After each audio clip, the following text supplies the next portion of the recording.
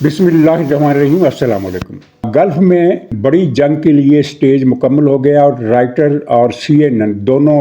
خبر رساں اداروں نے یہ اطلاعات دی ہیں کہ اب کسی بھی وقت یہ حملہ ہو سکتا ہے۔ دونوں اداروں کی رپورٹنگ میں بتایا گیا ہے کہ ٹرمپ نے مختلف آپشنز پر تیز رفتاری سے غور کیا ہے اور فوجی آپشن اب امریکہ کے پاس زیادہ ہو گئے ہیں۔ زیادہ آپشن سے مراد یہ ہے کہ ان کے لیے فیصلہ کرنے میں آسانی ہو گئی ہے، جس کی وجہ یہ ہے کہ بلڈ اپ جو ہے وہ مطلوبہ ضرورت کے مطابق کر لیا گیا ہے۔ لاہور میں ایک سانحہ پیش آیا بھاٹی گیٹ کے علاقے میں ایک کھلے گٹر میں جس کا ڈھکن نہیں تھا اور وہ اس علاقے میں کوئی تعمیراتی کام ہو رہا تھا، تو وہاں گر کر ماں بیٹی جاں بحق ہو گئی، جس کے بعد پنجاب حکومت کے لیے بڑی شرمندگی اور پریشانی کا ماحول پیدا ہو گیا، کیونکہ پنجاب حکومت نے فوری طور پر رد عمل دیتے ہوئے یہ کہا کہ ایسا کوئی واقعہ پیش نہیں آیا، یہ فیک نیوز ہے۔ اور نہ صرف یہ کہ ایک صوبائی وزیر نے یہ بیان دیا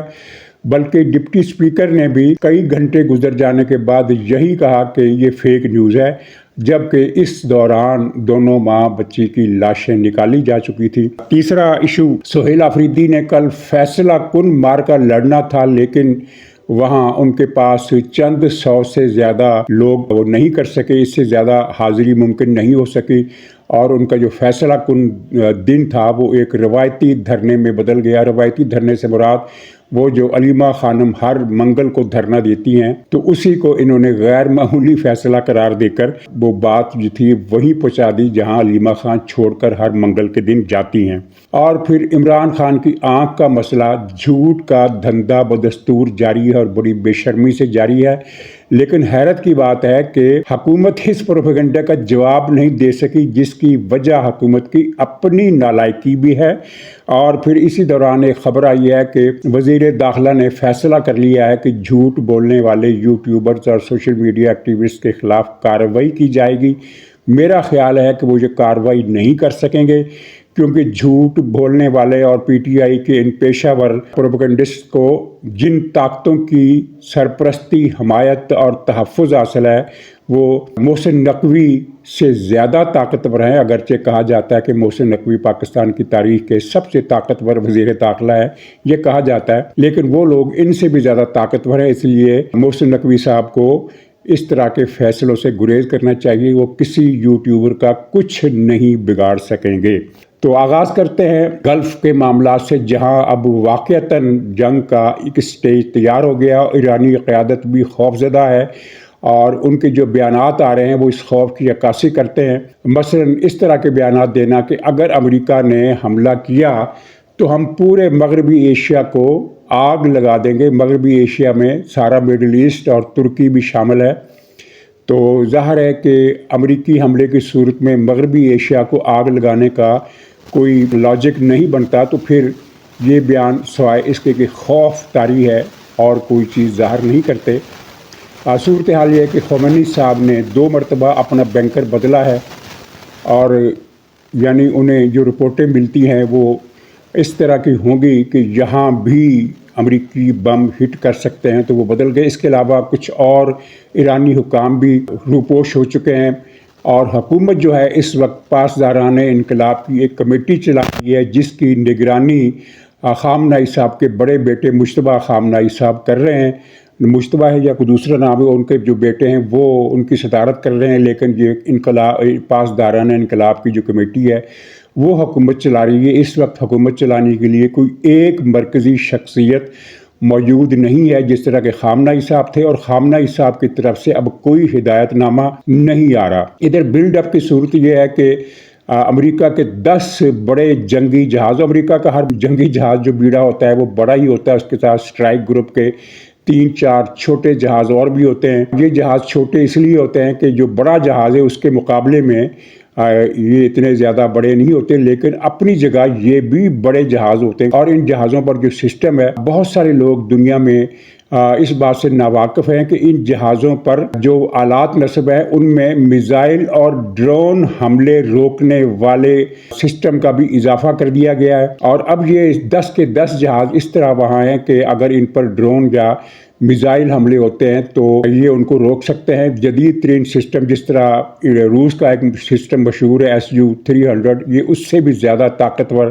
سسٹم ہے، اور امریکی محکمہ دفاع کو یہ یقین ہے کہ ان بحری جہازوں کو ایرانی میزائل حملوں سے اور ڈرون حملوں سے بچایا جا سکتا ہے۔ اگرچہ خبریں یہ ہیں کہ ایران کے پاس، یہ غیر مصدقہ خبریں ہیں، دعوے ہیں کہ 80,000 ڈرون طیارے ایران کے پاس موجود ہیں جو وہ اس جنگ میں استعمال کرے گا۔ یہ 80,000 تو شاید نہ ہو، لیکن بہرحال اتنا سب کو پتہ ہے کہ ایران کے پاس دسیوں ہزار کے حساب سے یہ ڈرون طیارے موجود ہیں، اور وہ ایک غول کی صورت ان کو کسی بھی ملک کی طرف روانہ کر سکتا ہے۔ زیادہ خوف اسرائیل پر طاری ہے۔ اسرائیل کا رقبہ اتنا چھوٹا ہے کہ ہمارے ہاں بہت سارے لوگوں کو پتہ ہی نہیں کہ اسرائیل کتنے مختصر سے حجم کے رقبے میں موجود ہے۔ مثلا خیبر صوبہ جو ہے اس کا رقبہ تقریباً 1,00,000 مربع کلومیٹر ہے۔ یہ پاکستان کا سب سے چھوٹا صوبہ ہے، اور اسرائیل کا کل رقبہ 20 یا 22,000 مربع کلومیٹر ہے۔ یہ شک اس لیے ہوتا ہے کہ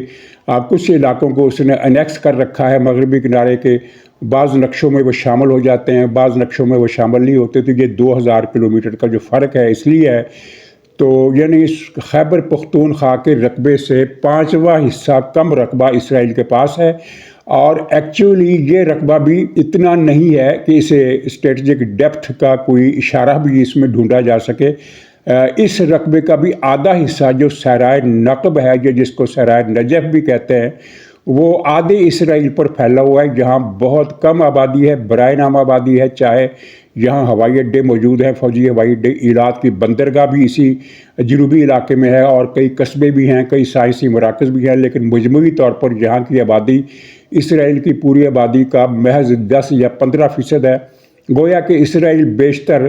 10 یا 12,000 مربع کلومیٹر کے رقبے میں ہے، اور یہ رقبہ کچھ بھی نہیں ہے، اور ایران کا رقبہ اس سے 80-85 گنا زیادہ ہے۔ تو اس رقبے پر اگر ایران کے 2,000 ڈرون جا کر پھٹیں اور 1,000 میزائل بھی نشانے پر لگنے میں کامیاب ہو جائیں تو اسرائیل کی عمارتوں کا اچھا خاصا کباڑہ ہو جائے گا، اور اسرائیل اس بات سے ڈرا ہوا ہے۔ اگرچہ اس کے پاس بہت ماڈرن سسٹم ہے، 2-3 سسٹم تو اس کے اپنے ہیں، آئرن ڈوم وغیرہ، اور ایک امریکہ سے نیا سسٹم اس نے منگوا کر نصب کرایا ہے تاکہ ایران کے جوابی حملے کی صورت میں میزائلوں کو گرایا جا سکے۔ کوئی شک نہیں کہ وہ بیشتر میزائل گرا لے گا، لیکن اگر ایران نے فرض کیجئے جیسا کہ دعویٰ کیا جا رہا ہے بعض اخباری رپورٹوں میں کہ 6,000 میزائل وہ داغے گا، اگر 6,000 میزائل کا 25% حصہ بھی وہاں گرتا ہے، یعنی 1,500 میزائل، تو اسرائیل کو بہت زیادہ نقصان ہو سکتا ہے۔ اور ترکی اور روس صرف بیانات دے رہے ہیں کہ اس حملے سے اگر امریکہ نے حملہ کیا تو افراتفری پھیل جائے گی، افراتفری تو پھیلے گی، لیکن امریکی حملے کا راستہ روکنے کے لیے کسی بھی ملک کی طرف سے کوئی اقدام نہیں کیا گیا۔ روس نے صرف زبانی جمع خرچ کیا، اور اس سے زیادہ کچھ کر بھی نہیں سکتا۔ البتہ چین نے جو کنفرم اطلاع ہے کہ 16 ملٹری کارگو جہاز تہران ایران بھیجے ہیں مختلف مرحلوں میں، اور یہ رپورٹیں یہی ہیں کہ ان میں میزائل ہیں، ثابت میزائل یا ان کے کمپوننٹس جو پھر ظاہر کارگو جب کھلے گا تو اس کو جوڑ کر وہ بنا لیں گے، اور کچھ میزائل ڈیفنس سسٹم بھی ان میں ہو سکتے ہیں۔ آفیشیلی نہ تو ایران کی طرف سے اس بارے میں کوئی بات کی گئی ہے کہ چین نے کیا بھیجا ہے، اور نہ ہی چین نے اس بارے میں کوئی کمنٹری کی ہے، صرف اندازے ہیں کہ ان کارگو جہازوں میں میزائل آئے ہیں۔ تو یہ میزائل، چین کے جو میزائل ہیں، یہ ایران کی کتنی مدد کر سکیں گے یہ ہمیں دیکھنے کی بات ہے۔ اس وقت ایران کی جو کمزوری ہے سب سے بڑی وہ یہ ہے کہ عوام حکومت کے خلاف ہیں۔ پہلے تو یہ کہا جاتا تھا کہ عوام کی اکثریت حکومت کے خلاف ہے، لیکن ایک معقول دھڑا چاہے وہ اقلیت میں ہے لیکن وہ 25-30% آبادی بنتی ہے جو ایرانی حکومت کی حامی ہے۔ لیکن قتل عام کی خبریں جس طرح اب ملک کے اندر پھیل گئی ہیں، انٹرنیٹ جزوی طور پر 2 یا 4% تک بحال ہوا ہے، اور پھر گھر گھر مقتولین کی تصویریں، جنازے، فائرنگ کے واقعات، جس طرح آگ لگائی گئی لوگوں کو، اور جس طرح ہسپتالوں میں گھس گھس کر زخمیوں کو مارا گیا، اور جس طرح لوگوں کو زندہ دفن کیا گیا، ان کی تفصیلات اب ایران کے گھر گھر میں پہنچ گئی ہیں۔ تو اس کے بعد عام اندازہ یہ ہے کہ اب ایرانی حکومت کا حامی عوام میں کوئی طبقہ نہیں رہا سوائے مدرسوں اور مسجدوں کے اماموں کے۔ جو ان کا ایک سسٹم ہے مذہبی، اور وہ ایک اچھی خاصی تعداد ہے، لیکن پرسنٹیج وائز وہ اب کوئی طاقت نہیں رہے. تو یہ ایرانی حکومت کی کمزوری ہے، اور یہ ہم نے دنیا میں شاید ہی پہلے کبھی اس سے دیکھا ہو کہ کسی ملک کے عوام یہ دعا کر رہے ہوں کہ فلانا ملک ہم پر حملہ کرے اور ہمیں اس حکومت سے نجات دلائے. تو امریکہ کا جو بلڈ اپ ہے وہ انہی 3 لوکیشنز پر ہے جو اس سے پہلے اس ولاگ میں بیان کی جا چکی ہیں. مثلا بحیرہ روم ہے، اسرائیل اور شام کے ساحل کے بالکل سامنے امریکہ کے جہاز کھڑے ہیں، کچھ جہاز خلیج کلزم کے بحیرہ کلزم کے اندر کھڑے ہیں، اور ایک بہت بڑا بلڈ اپ جو ہے وہ اردن ہے، اور یہ سارا مغرب ہو گیا اور جنوب ہو گیا. جنوب مشرق میں خلیج عمان کی جنوب میں ایران کے شارٹ رینج میزائلوں کی زد سے دور امریکہ کے بحری جہاز کھڑے ہیں. یہ 3 لوکیشنز ہیں، اور چوتھی لوکیشن جو ہے وہ ڈیگو گارشیا کا جزیرہ، وہ اسے بیک اپ کہہ لیں یا گودام کہہ لیں. وہاں امریکہ کے طیارے اور بم اور میزائل بڑی مقدار میں پہنچا دیے گئے ہیں، گویا کہ وہ ایک ذخیرہ ہے جہاں سے کمک پھر اگر ان کو ضرورت پڑی تو خلیج عمان کی طرف روانہ کی جا سکے گی. تو یہ اس وقت بلڈ اپ کا نقشہ ہے. اور شارٹ رینج میزائلوں کی بات میں کر دوں کہ جو جہاز کسی دشمن کے علاقے میں جائیں اور دشمن کے یعنی ساحل سے زیادہ فاصلے پر نہ ہوں تو انہیں شارٹ رینج میزائلوں سے نشانہ بنانا آسان ہوتا ہے. بڑے میزائل، بیلسٹک میزائل، دور مار میزائل عام طور پر سمندری جہازوں کو نشانہ بنانے میں ناکام رہتے ہیں. اس کی وجہ یہ ہے کہ سمندری جہاز کا حجم چاہے وہ کتنا ہی بڑا ہو، اس کا حجم بہرحال چھوٹا ہوتا ہے، یعنی کچھ چند 100 گز چوڑا اور چند 100 گز لمبا اتنا ہی ہوتا ہے نا. تو یہ بیلسٹک میزائل کے لیے یہ کوئی ہدف نہیں بنتا. آپ نے دیکھا ہوگا کہ جب یہ میزائل گرائے جاتے ہیں تو وہ اکثر اوقات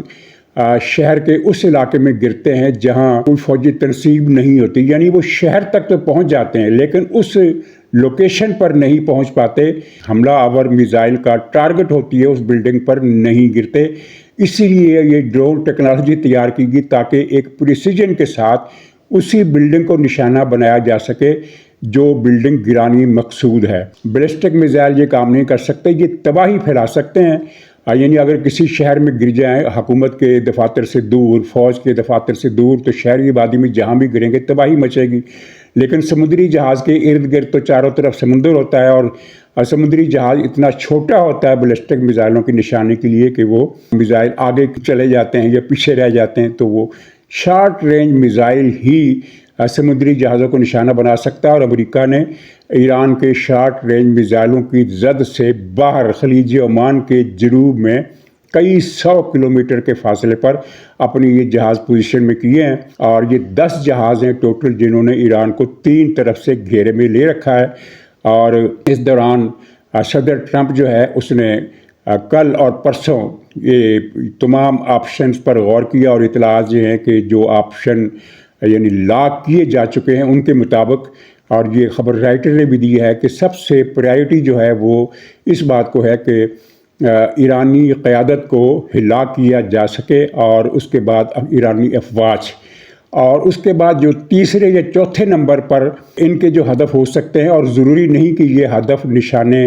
نشانہ بنائے جائیں، ان میں آئل ریفائنریز ہیں اور ان کی بندرگاہ ہیں. مثلا بندر عباس ہے، چاہ بہار ہے، بندر خمینی ہے، اور وہ 3-4 علاقے اور ہیں، چھوٹی بندرگاہ ہیں جن کی کوئی تجارتی اہمیت نہیں، لیکن وہاں تیل کے ٹرمینل ہیں، ان کی اصل اہمیت یہ ہے. اور اس کے علاوہ جو ایٹمی تنصیبات ہیں، یورینیم کی انریچمنٹ کے سینٹر ہیں، اور ان سے زیادہ میزائل اڈے. لیکن پہلے اور دوسرے نمبر پر جو ٹارگٹ ہے وہ ہے ایرانی قیادت،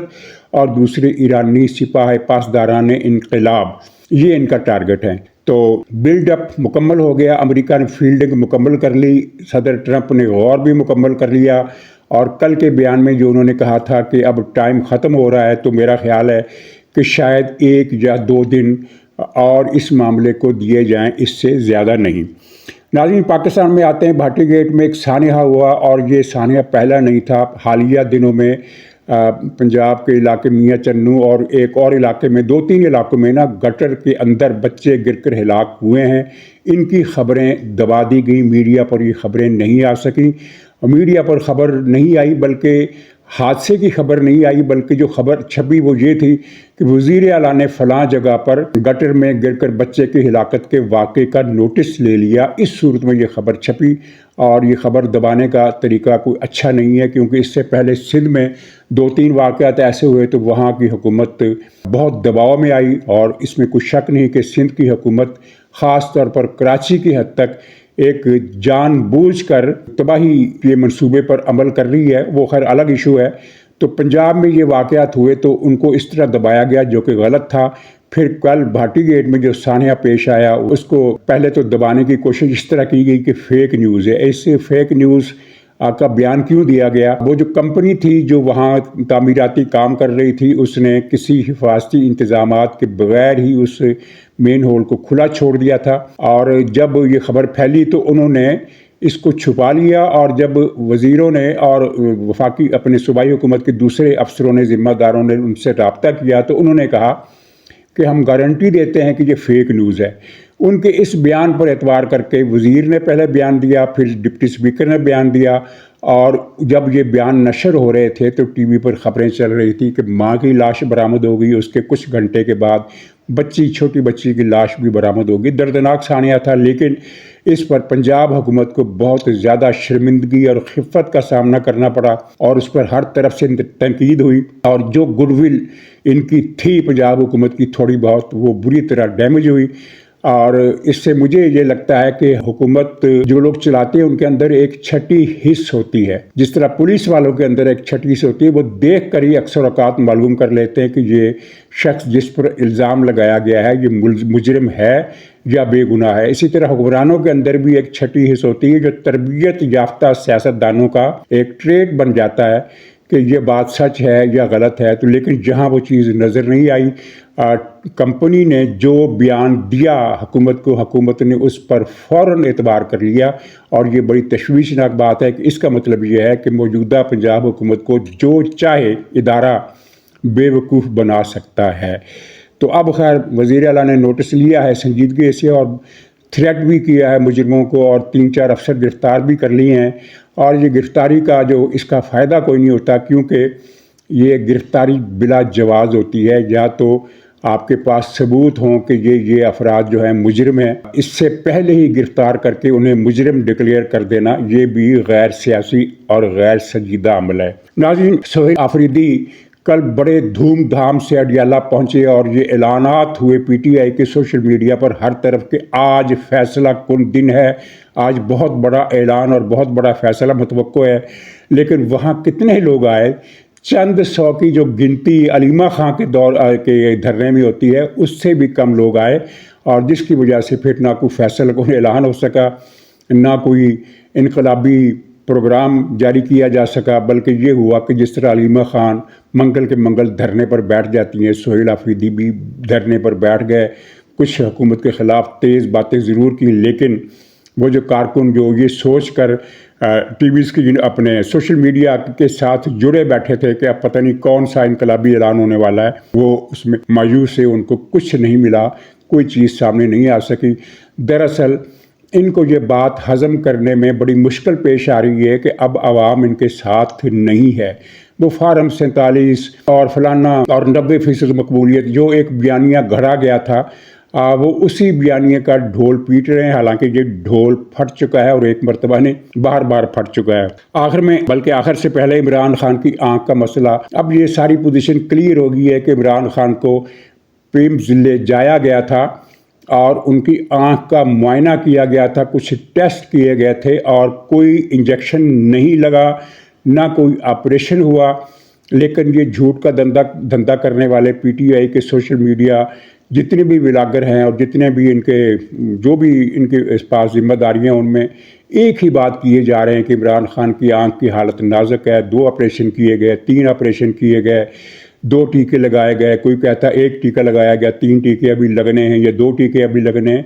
سارا کچھ ہی غلط ہے۔ عمران خان کی آنکھ کی نظر کمزور ہے، اس کی آنکھ میں کوئی مسئلہ بھی ہے، یہ تو جب رپورٹ آئے گی تو پتہ چلے گا۔ لیکن کوئی آپریشن نہیں ہوا، کوئی ٹیکہ نہیں لگا، ایک معائنہ ہوا، اور معائنے کے بعد ٹیسٹ ہوئے، اس کے علاوہ کچھ نہیں ہوا۔ باقی سب کہانی ہے کہ کرفیو لگا دیا گیا، فوج آ گئی، بتیاں بجھا دی گئیں، پتہ نہیں کیا کچھ کیا گیا، جو مناسب ضروری انتظامات کرنے چاہیے تھے وہ کیے گئے، اور کوئی اندھیر گردی، کوئی بلیک آؤٹ کچھ نہیں۔ اور ہاں، عمران خان کی صحت کے بارے میں جو خلاصہ ہے وہ اس کے سوا کچھ نہیں کہ اس کی نظر کمزور ہے، اس کو چکر آتے ہیں۔ اس نے شکایت کی کہ مجھے لیٹے ہوئے بھی چکر آتے ہیں۔ تو یہ چکر کو جو ورٹیگو کی بیماری ہے، یہ ضروری نہیں ہے کہ آدمی کسی دیوار پر کھڑا ہو جائے تبھی اسے چکر آئے، لیٹے ہوئے بھی چکر آتے ہیں، جس کے لیے گولیاں بنائی گئی ہیں اور لیٹے ہوئے چکر دور ہو جاتے ہیں۔ اور اس کے علاوہ اس کے کان میں انفیکشن ہے، اور چوتھا وہی کہ اس کا وزن تھوڑا سا کم ہوا ہے۔ اس کے علاوہ اس سے کوئی سیریس خطرناک بیماری نہیں ہے، یہ سارا ایک مظلومیت کارڈ، آج لوگ سڑکوں پر ان کے لیے آنے کو تیار نہیں ہیں، تو اس سے توجہ ہٹانے کے لیے پھر ہر روز یہ کوئی نہ کوئی طوفان پیالی کے اندر کھڑا کرتے ہیں۔ اور آخر میں وزیر داخلہ کا اعلان کہ جو جھوٹ بولتے ہیں، جو افواہیں پھیلاتے ہیں، جو انارکی پھیلانے کی کوشش کرتے ہیں سوشل میڈیا کے، یہ سارے لوگ، ان کا احتساب ہوگا، ان کے خلاف سختی سے کریک ڈاؤن ہوگا۔ تو بھائی لکھ لیجئے، کوئی کریک ڈاؤن نہیں ہوگا۔ D G I S P R ان کی جو بریفنگ میں ان سارے جھوٹوں کو بلایا گیا تھا، اس سے یہ بات واضح ہو گئی تھی کہ یہ حضرات ایک چھتری تلے کام کرتے ہیں اور ان کو کوئی ہاتھ نہیں لگا سکتا۔ ورنہ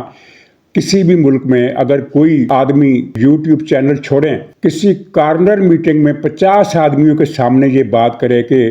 دشمن ملک کی فوج آئے گی اور پاکستان کے عوام جشن منائیں گے، تو وہاں کیا حال ہوتا ہے؟ جہاں ان سب کو کھلی چھوٹ ہے، رات دن یہ جھوٹ بولتے ہیں، پاکستان کے خلاف نفرت پھیلاتے ہیں، عوام میں مایوسی پھیلاتے ہیں، انارکی پھیلانے کی کوشش کرتے ہیں۔ 200 کا مجمع ہوتا ہے، 300 کا یا 400 کا مجمع ہوتا ہے، اور ان چینلز پر لکھا جاتا ہے کہ عوام کا سمندر امڈ آیا اور پورا پاکستان سڑکوں پر آ گیا۔ اس طرح کی چیزیں لکھتے ہیں، ان کو کوئی پوچھے گا نہیں پوچھے گا۔ اور یہ وزیر داخلہ کو بھی یہ بات پتہ ہے، پتہ نہیں انہوں نے یہ کریک ڈاؤن والا بیان کیسے دے دیا۔ اجازت دیجیے، انشاءاللہ اگلے ولاگ میں ملاقات ہوگی، تب تک کے لیے خدا حافظ۔